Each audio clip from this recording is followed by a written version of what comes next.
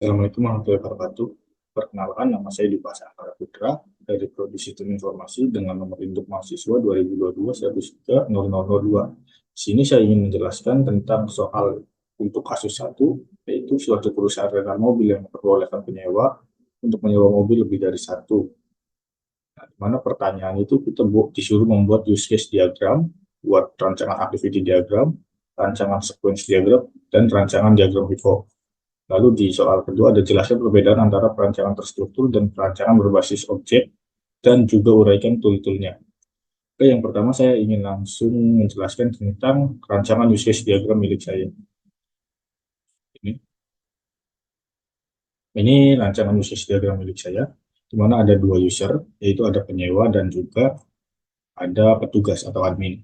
Kita mulai dari penyewa dulu, di mana penyewa itu bisa melakukan registrasi, dan di mana registrasi itu akan mengekstern nama lengkap, email, alamat, dan nomor telepon. Lalu penyewa juga bisa melakukan sewa kendaraan, di mana akan menginclude identitas penyewa yang sudah registrasi dari sini, lalu extend untuk mengisi KTP valid, tujuan kota, lama sewa, supir. Lalu untuk sewa kendaraan juga akan menginclude jenis mobil yang akan disewanya itu apa. Untuk penyewa bisa melakukan pembayaran, di mana hasil dari pembayaran akan menghasilkan invoice. Lalu penyewa juga bisa melakukan pengembalian, di mana pembalian ini akan extend pembayaran denda dan juga akan include kerusakan kendaraan, ada atau tidaknya, juga melakukan keterlambatan pengembalian. Lalu kita geser ke kanan, yaitu ada use case untuk admin atau petugas. Di sini petugas bisa menerima formulir yang telah diisi oleh si penyewa untuk penyewanya. Lalu petugas bisa menerima data pembayaran, yang nantinya petugas bisa membuat bukti pembayarannya. Petugas bisa menerima pengembalian, di mana pengembalian ini akan include formulir pengembalian yang telah diisi oleh si penyewa. Lalu formulir pengembalian ini akan menginclude apakah ada kerusakan kendaraan atau apakah keterlambatan pengembaliannya.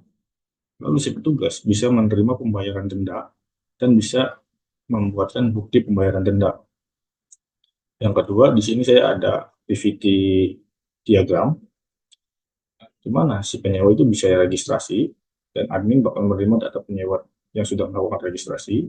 Nah, setelah registrasi, si penyewa akan melakukan sewa kendaraan, di mana sewa kendaraan ini si penyewa akan memilih apakah mau menyewanya itu hanya satu kendaraan atau sewa lebih dari satu kendaraan.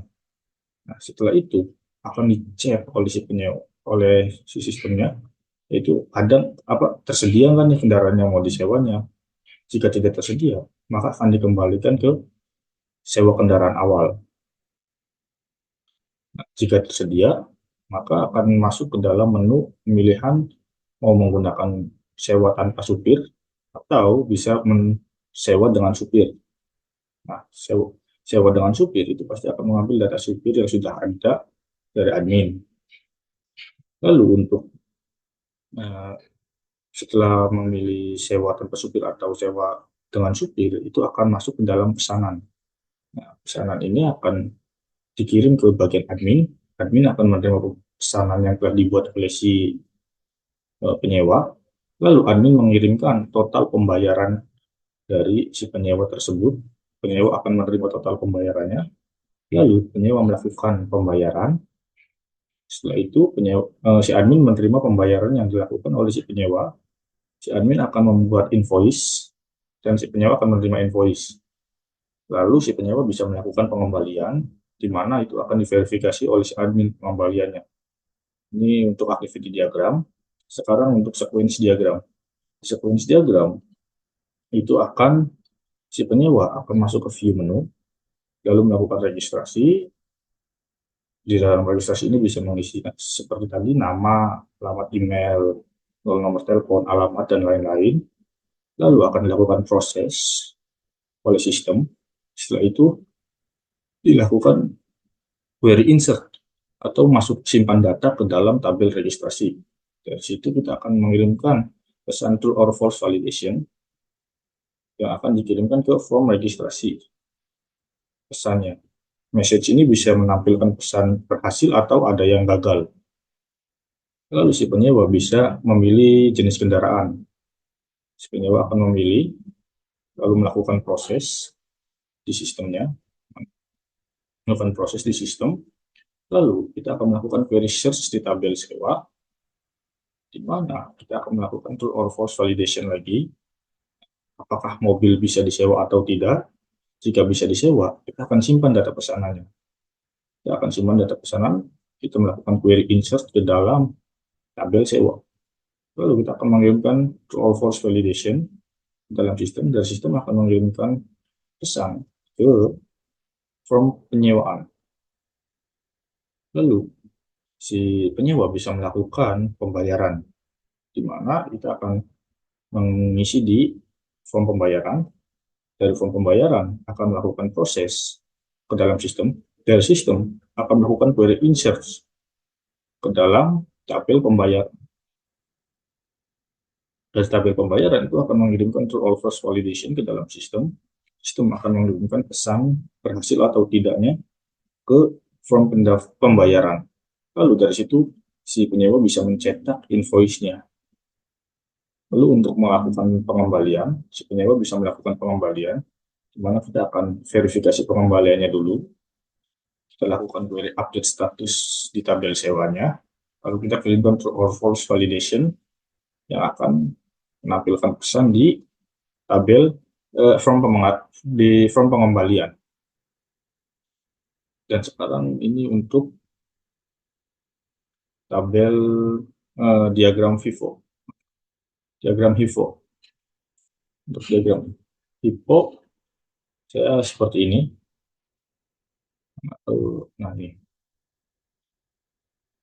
Di mana kita mempunyai sebuah perusahaan rental mobil yang memiliki turunan kelola data, kelola transaksi, dan laporan. Di kelola data itu punya turunan lagi, di mana ada data penyewa, data supir, dan data mobil. Lalu di transaksi punya turunan juga, yaitu pendaftaran, pemesanan, pengembalian. Nah, di dalam pendaftaran itu punya turunan data pelanggan, di data pemesanan itu punya turunan data biaya dan data mobil. Di pengembalian itu punya turunan data denda, data penyewa, data pelanggan, dan cetak kwitansi. Untuk laporan itu mempunyai dua turunan, yaitu ada laporan transaksi sama laporan ketersediaan mobil. Sekarang saya ingin menjelaskan soal nomor 2. Soal nomor 2. Nomor 2 itu soalnya jelaskan perbedaan antara perancangan terstruktur dan perancangan berbasis objek, dan uraikan tools-toolsnya. Perancangan terstruktur dan perancangan berbasis objek adalah dua paradigma yang berbeda dalam pengembangan perangkat lunak. Perancangan terstruktur berfokus utama pada pemisahan antara data dan proses, menerapkan konsep modularitas dengan membagi program menjadi modul atau fungsi terpisah, penggunaan struktur kontrol seperti urutan, pemilihan if-else, dan perulangan. Lalu data dianggap sebagai variabel yang diproses untuk mendokumentasikan untuk fungsi-fungsi terpisah, Lalu ada penggunaan diagram alir atau Visio code untuk mendokumentasikan alur program. Contoh alat yang digunakan untuk perancangan terstruktur adalah ada diagram alir, digunakan untuk mengembangkan alur logis dari sebuah program dengan menggunakan simbol-simbol seperti proses, keputusan, dan input atau output. Lalu ada pseudocode, digunakan untuk menuliskan algoritma dalam bahasa yang mirip dengan bahasa pemrograman, namun lebih dekat dengan bahasa manusia. Lalu ada struktur data, seperti array atau record, dan tipe datanya lainnya yang digunakan untuk menyimpan dan mengatur informasi. Lalu ada flowchart. Flowchart adalah software yang dirancang khusus untuk membuat diagram alir, seperti Microsoft Visio, Lucidchart, atau Draw.io. Lalu ada perancangan berbasis objek. Perancangan berbasis objek itu berfokus pada pemodelan dunia nyata dengan menggunakan objek-objek dan hubungan antara objek tersebut, mengorganisir program ke dalam kelas-kelas yang menggambarkan objek-objek dan metode-metode yang dilakukan oleh objek tersebut, lalu penerapan konsep warisan, enkapsulasi, dan polimorfisme.